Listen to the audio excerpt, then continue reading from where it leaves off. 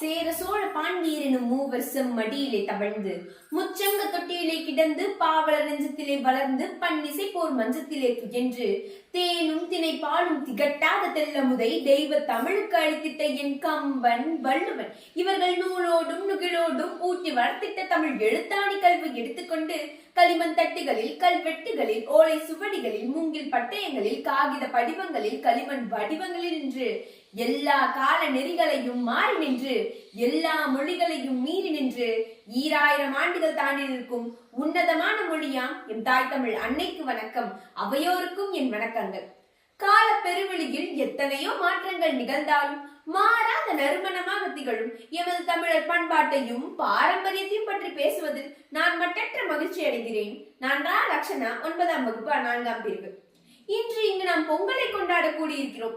சூரியனை போற்றியும் மழையை போற்றியும் நாம் கொண்டாடும் இந்த பொங்கல் திருநாள் இயற்கையை இறைவனாக கண்ட நமது முன்னோரின் பேரறிவை பறைசாற்றுகிறது. பானையில் பால் பொங்குவதை விட இந்த பொங்கல் திருநாளில் நம் நாவில் தமிழ் பொங்க வேண்டும் என்று நான் விரும்புகிறேன். ஏனென்றால் பொங்கல் என்பது வெறும் அரிசி சோறு அல்ல, அது நம் தமிழர்களின் அடையாளம்.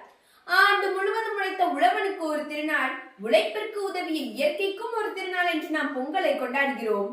ஆனால் அந்த பொங்கலுக்கு சுவை சேர்ப்பது கரும்போ வெல்லமோ அல்ல, பொங்கலோ பொங்கல் என்று நாம் முழங்கும் அந்த தமிழ் சொல்தான். தமிழ் இல்லை என்றால் நமக்கு ஏது பொங்கல்? தமிழ் இல்லை என்றால் நமக்கு ஏது வாழ்வு? கல் தோன்றி மண் தோன்றா காலத்தே வாளோடு முத்தோன்றிய மூத்த குடி நம் தமிழ் குடி.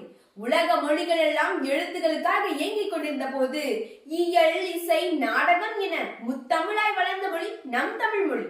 ஏறுதழுதல் என்பது வெறும் விளையாட்டு அல்ல, அது விலங்குகளுக்கும் மனிதனுக்குமான உறவு. அதே போல யாதும் ஊரே யாவரும் கேளீர் என்ற உலகத்திற்கே சமத்துவத்தை போதித்த பண்பாடு எமது பண்பாடு. இன்று நாம் இங்கு பொங்கலை கொண்டாடும் இதே வேளையில் நம் தமிழை நாம் மறந்து கொண்டிருக்கிறோமோ என்கிற அச்சம் எழுகிறது. ஆங்கில மோகத்தில் நம் அமிழ்த தமிழை தொலைத்து விடாதீர்கள். தமிழ் என்பவன் வெறும் பொங்கல் உண்பவன் மட்டுமல்ல, தமிழை தன் உயிர் மூச்சாக கொண்டிருப்பவன். வானம் சுருங்கி போகலாம், ஆனால் எம் பண்பாடு வானமாய் விரியும். உலகமே கணினியில் சுருங்கினாலும் எம் தமிழ் வளம் வானமாய் விரியும். எனவே இந்த பொங்கல் திருநாளில் ஒரு உறுதி ஏற்போம். வீட்டில் பொங்கல் பொங்கட்டும், அதே நேரத்தில் நம் நாவில் தமிழ் பொங்கட்டும்.